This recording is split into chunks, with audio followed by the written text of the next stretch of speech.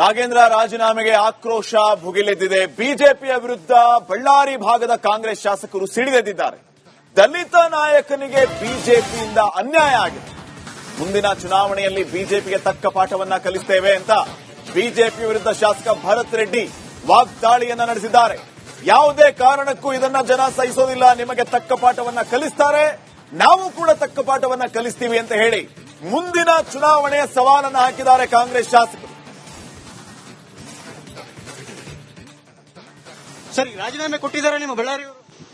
ಇಲ್ಲ, ಒಬ್ಬ ವ್ಯಕ್ತಿ ತನ್ನ ಮಾಡಿಲ್ಲದ ತಪ್ಪಿಗೆ ಏನಿವತ್ತು ಬಿಜೆಪಿ ಅವರು ಶಿಕ್ಷೆ ಹಾಕಿದ್ದಾರೆ ಒಂದು ದಲಿತ ನಾಯಕನಿಗೆ. ನಮಗೆಲ್ಲ ಜಿಲ್ಲೆ, ನಮ್ಮ ಹೈದರಾಬಾದ್ ಕರ್ನಾಟಕದಲ್ಲಿ ಒಂದು ದೊಡ್ಡ ದಲಿತ ನಾಯಕನಿಗೆ ಏನು ಅನ್ಯಾಯ ನಡೆದಿದೆ, ನಮ್ಮ ಹೋರಾಟದ ಮೂಲಕ ಮುಂಬರುವಂತ ಚುನಾವಣೆಯಲ್ಲಿ ಬಿಜೆಪಿ ಅವರಿಗೆ ಏನು ಈ ದಲಿತ ನಾಯಕನಿಗೆ ಮೋಸ ಮಾಡಿದಕ್ಕೋಸ್ಕರ ಬಿಜೆಪಿ ಅವರು ಅವ್ರಿಗೇನು ಜನರ ತೀರ್ಮಾನ ಕೊಡ್ತಾರೆ ತೋರಿಸ್ತೀವಿ. ಸರ್, ಈಗ ಪಾದಯಾತ್ರೆ ನಾವು ಮಾಡೇ ಮಾಡ್ತೇವೆ ಅಂತಕ್ಕಂಥ ಒಂದು ಹಠಕ್ಕೆ ಬಿದ್ದಿದ್ದಾರೆ. ಯಾಕೆಂತಂದ್ರೆ ಅವ್ರು ಕೇವಲ ನಮ್ ನಾಗೇಂದ್ರ ಒಂದೇ ಅಜೆಂಡಾ ಅಲ್ಲ, ಬೇರೆ ಬೇರೆ ವಿಚಾರಗಳನ್ನ ಇಟ್ಕೊಂಡು ಮಾಡ್ತೀವಿ ಅಂತ ಹೇಳ್ತಿದ್ದಾರೆ. ನೋಡಿ, ಬಿಜೆಪಿ ಅವರು ಒಂದು ಫಿಕಲ್ ಮೈಂಡೆಡ್ ಆಗಿ ಹೋಗ್ತಿದ್ದಾರೆ.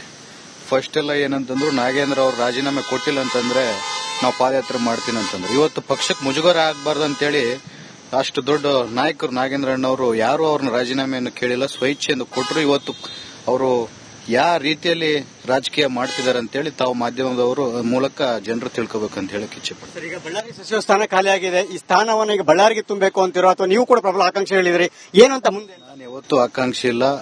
ಹೈಕಮಾಂಡ್ ಅವರು ಮತ್ತೆ ನಮ್ಮ ನಾಯಕರಾದಂತ ನಾಗೇಂದ್ರ ಅಣ್ಣವರು ಮತ್ತೆ ನಾಸಿರ್ ಅಣ್ಣವರು ಅವ್ರು ಏನ್ ತೀರ್ಮಾನ ಮಾಡ್ತಾರೋ ಅದರ ಮೇಲೆ ಹೋಗುತ್ತೆ. ಪಾದಯಾತ್ರೆ ಏನಾದ್ರು ಬಳ್ಳಾರಿ ನಿಮ್ಮ ಕಲ್ಯಾಣ ಕರ್ನಾಟಕ ಭಾಗಕ್ಕೆ ಏನಾದ್ರೂ ಒಂದಿಷ್ಟು ಎಫೆಕ್ಟ್ ಆಗ್ಬೋದಾ ಅಂತ?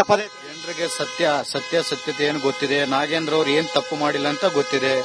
ನಾಗೇಂದ್ರ ಅವರು ಮಾಡಿಲ್ಲದ ತಪ್ಪಿಗೆ 2 ಸಾರಿ ಶಿಕ್ಷೆ ಅನುಭವಿಸಿದ್ದಾರೆ. ಅದು ಬಿಜೆಪಿ ಅವರಿಗೆ ದೇವರು ಮತ್ತೆ ಕರ್ನಾಟಕ ಜನತೆ ತೋರಿಸ್ತಾರೆ ಅಂತ ಹೇಳಕ್ ಇಚ್ಛೆ ಪಡ್ತಾರೆ. ಇದಿಷ್ಟು ಕೂಡ ಬಳ್ಳಾರಿ ಶಾಸಕರಾದಂತಹ ನಾರಾ ಭರತ್ ರೆಡ್ಡಿ ಅವರ ಮಾತು. ಅವ್ರು ಹೇಳುವಂತೆ ಬಿಜೆಪಿ ಅವರ ಈ ಒಂದು ವರ್ತನೆ ಸರಿಯಲ್ಲ ಅನ್ನೋ ಅರ್ಥದಲ್ಲಿ ಹೇಳ್ತಾ ಇದ್ದಾರೆ. ಯಾಕೆಂತಂದ್ರೆ ಏನು ಮಾಡದ ತಪ್ಪನ್ನ ಮಾಡದಂತವರು ಈಗ ಅವರು ಅನುಭವಿಸಬೇಕಾಗಿದೆ ಅಂತಕ್ಕಂಥ ಮಾತನ್ನ ಹೇಳಿದ್ದಾರೆ. ಜೊತೆಗೆ ಖಂಡಿತವಾಗ್ಲೂ ಕೂಡ ಈ ಒಂದು ಬಿಜೆಪಿಯ ಪಾದಯಾತ್ರೆ ಏನಿದೆ ಅದು ನಮ್ಮ ಭಾಗಕ್ಕೆ ಯಾವುದೇ ರೀತಿ ಎಫೆಕ್ಟ್ ಆಗೋದಿಲ್ಲ ಅಂತಕ್ಕಂಥ ಮಾತನ್ನ ಹೇಳಿದ್ದಾರೆ. ಜೊತೆಗೆ ಸಚಿವ ಸ್ಥಾನದ ವಿಚಾರವಾಗಿ ಕೂಡ ಮಾತಾಡಿದ್ದಾರೆ. ವರಿಷ್ಠರು ಯಾವ ತೀರ್ಮಾನ ಮಾಡ್ತಾರೋ ಅದನ್ನ ಮಾಡಲಿ, ನಾನು ಆಕಾಂಕ್ಷೆ ಅಲ್ಲ ಅಂತಕ್ಕಂಥ ಮಾತನ್ನ ಬಹಳ ಸ್ಪಷ್ಟವಾಗಿ ಹೇಳಿರ್ತಕ್ಕಂಥದ್ದು. ನೋಡೋಣ ಮುಂದೆ ಈ ಒಂದು ನಾಗೇಂದ್ರ ಅವರ ಪ್ರಕರಣ ಬಿಜೆಪಿಯವರು ಇನ್ನು ಯಾವ ರೀತಿಯಾಗಿ ತೆಗೆದುಕೊಂಡು ಹೋಗ್ತಾರೆ, ಮತ್ತೆ ಪಾದಯಾತ್ರೆನ ಯಾವ ಹಂತಕ್ಕೆ ತಲುಪುತ್ತೆ ಅನ್ನೋದನ್ನ. ಕ್ಯಾಮರಾ ಪರ್ಸನ್ ಶಿವ ಜೊತೆ ಸುರೇಶ್, ರಿಪಬ್ಲಿಕ್ ಕನ್ನಡ, ಬೆಂಗಳೂರು.